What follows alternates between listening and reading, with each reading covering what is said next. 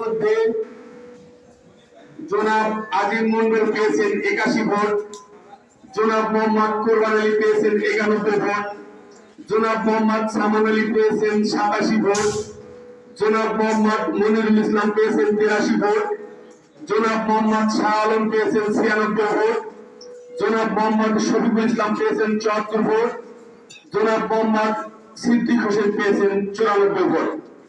এই 7 জনের মধ্যে থেকে প্রথম, দ্বিতীয়, তৃতীয় এবং চতুর্থ এই 4 জনকে আজকের এই ম্যানেজিং কমিটির অবৈতনিক সদস্য পদে নির্বাচিত হয়েছেন।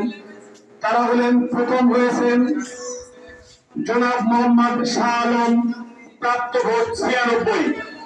জনাব মোহাম্মদ শাহ আলম, প্রাপ্ত ভোট 96।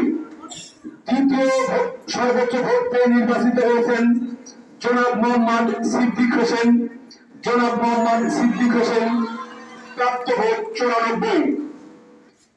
তৃতীয় সর্বোচ্চ ভোট পেয়েছেন জনাব মোহাম্মদ কোরবান আলী, প্রাপ্ত ভোট 91।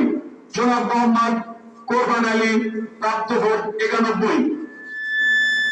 এবং চতুর্থ সর্বোচ্চ ভোট পেয়েছেন জনাব মোহাম্মদ সামান আলী, প্রাপ্ত ভোট 87।